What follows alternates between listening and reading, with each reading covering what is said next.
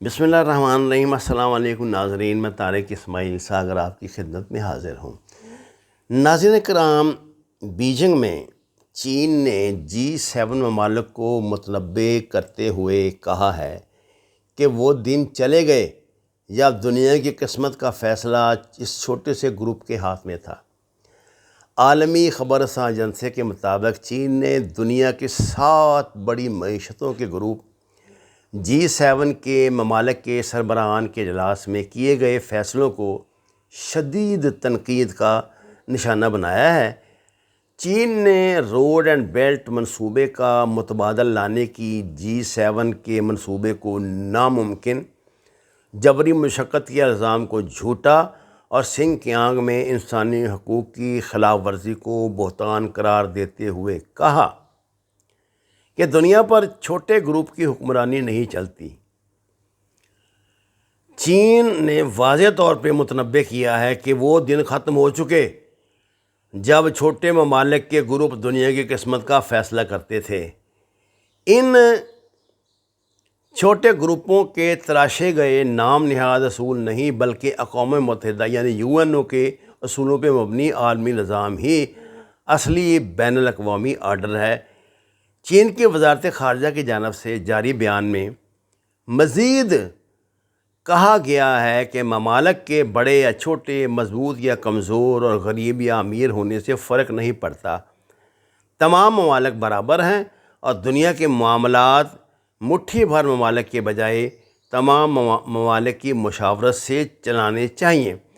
واضح رہے کہ G7 ممالک کے سربراہان کا اجلاس لندن میں ہوا، جہاں چینی صدر شی جن پنگ کے اربوں ڈالرز کے روڈ اینڈ بیلٹ منصوبے کا مقابلہ کرنے کے لیے گلوبل انفراسٹرکچر اسکیم پر اتفاق کیا گیا ہے۔ ناظرین کرام، دنیا کو اپنے قابو میں رکھنے کے لیے، دنیا پہ اپنا آرڈر لاگو کرنے کے لیے، دنیا کو اپنی مرضی سے چلانے کی خواہش جو ہے، یہ کوئی نئی چیز نہیں ہے دنیا میں۔ امریکہ اور کسی زمانے میں روس یہ کچھ چاہتے تھے۔ روس کا کیا انجام ہوا یہ آپ کے سامنے ہے۔ امریکہ کا کیا انجام ہو رہا ہے یہ بھی آپ دیکھ رہے ہیں۔ اقوام متحدہ بنانے کا بنیادی جو فیصلہ تھا، بنیادی جو سوچ تھی، وہ یہ تھی کہ دنیا کے تمام انسان برابر ہیں، اور اس کی بنیاد نبی کریم صلی اللہ علیہ وسلم کے آخری خطبے پہ رکھی گئی تھی، جس میں آپ نے فرمایا تھا کسی عربی کو اجمی پر اور کسی اجمی کو عربی پر کوئی فوقیت حاصل نہیں، الا یہ کہ ان کا اپنا تقوی ہے، ان کا عمل۔ آپ کو پتہ ہے، یہ کہا جاتا ہے کہ اقوام متحدہ UNO کی جو دیوار ہے اس پہ آپ صلی اللہ علیہ وسلم کا یہ خطبہ مبارک موجود ہے، لیکن اصل اس کے پیچھے جو سوچ تھی وہ دجالی سوچ تھی، جس کو آج ہم ون ورلڈ آرڈر کہتے ہیں۔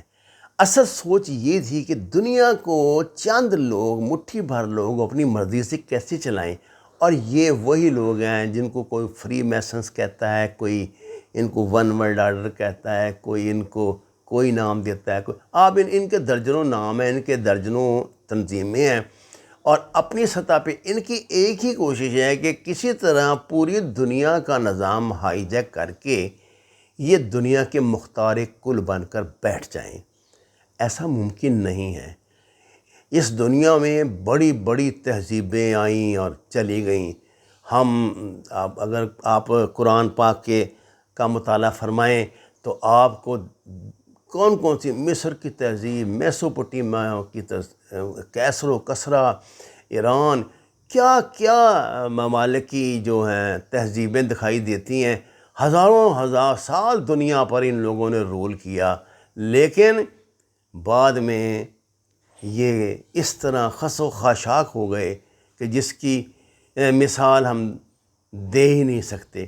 ناظرین کرام، یہ اللہ کا نظام ہے، اس نے دنیا کو کیسے چلانا ہے۔ جب انسان اپنی مرضی سے اس نظام کو چلانے کی کوشش کریں گے تو اس کے نتائج بہت بھیانک ہوتے ہیں۔ G7 اصل میں 7 دنیا کے ملکوں کا ایک گروپ ہے جو معیشت کے لحاظ سے بڑے مضبوط ملک ہے۔ مجھے تو آج تک اس بات کی سمجھ نہیں آئی کہ برطانیہ کی معیشت پہ کس لحاظ سے بہت مضبوط ہے. کیا ہے برطانیہ کے پاس ایسا؟ اگر ہیتھرو کا ایئرپورٹ آج بند ہو جائے نا 1 مہینے کے لیے، تو برطانوی حکومت کے پاس اپنے ملازمین کو تنخواہ دینے کے پیسے نہ ہوں. میں آپ کو سچی بات بتاتا ہوں، یہ بالکل اس طرح کی ہے جیسے کہ پرانے نواب نہیں ہوتے تھے، جب وہ اجڑ جاتے تھے تو ان کی بظاہر وہ نواب ہی ہوتے تھے، لیکن ان کی جائیدادیں ایک ایک کر کے فروخت ہو جاتی تھی، جس کے بعد ان کا اس طرح کا انجام ہوتا تھا. اب یہ ساری صورتحال ہمارے سامنے ہے. حیرت یہ ہے کہ انڈیا بھی اس کا ممبر ہے. سبحان اللہ. قحط، فاقہ، بیماریاں اور درندگی کا مرکب اور مجموعہ ایک ایسا ملک. اب اگر یہ G7 میں اس کو ایکٹیو کر دیا گیا انڈیا کو، تو آپ اندازہ کر سکتے ہیں کہ افغانستان کے ساتھ پھر کیا سلوک یہ کریں گے اور ہمارے ساتھ کیا سلوک کریں گے. دنیا کے کئی منصوبے، کئی سفارشیں ترقی اور تنزلی کی یہ لوگ طے کرتے ہیں، جن کی اپنی اخلاقیات مشکوک ہیں، جن کے اپنے ممالک کے صورتحال مشکوک ہے. چین کی طرف سے اس وارننگ کا مطلب سیدھا ہے. چین نے نو ڈاؤٹ پچھلے 20-25 سال میں اپنی اقتصادیات کو مضبوط کرنے کے لیے بہت قربانیاں دیں، اور پوری دنیا پر وہ اپنی محنت، دن رات کی محنت کی وجہ سے چھا گئے. یہ ان کا اپنا نظام ہے، چاہے وہ کمیونسٹ نظام تھا، چاہے سوشلسٹ نظام تھا، چاہے سرمایہ دارانہ نظام تھا. انہوں نے پوری دنیا پہ ثابت کیا کہ طاقت، سب سے بڑی طاقت اگر معیشت ہے تو اس وقت چین دنیا میں امریکہ سے بھی بڑی طاقت ہے. اگر آپ صورتحال کا جائزہ لیں، چین کے بیلٹ، جو 1 بیلٹ 1 روڈ منصوبہ ہے، یہ آپ کو پتہ ہے پاکستان سے شروع ہو کے شاید افریقہ تک جاتا ہے، گھومتا ہے. یہ چین نے دنیا کے ترقی پذیر ممالک کے لیے منصوبہ بنایا تھا. ٹھیک ہے، جو بندہ منصوبہ ساز ہوتا ہے بنیادی طور پہ وہ اپنا نفع ہی سوچتا ہے، لیکن چین دنیا کا واحد ملک ہے جو کسی بھی منصوبے میں، جب وہ اقتصادی منصوبہ بناتے ہیں تو متعلقہ ملک کے فائدے کو بھی، متعلقہ ملک کے مفادات کو بھی مد نظر رکھتے ہیں، جس کا ثبوت گوادر ہے.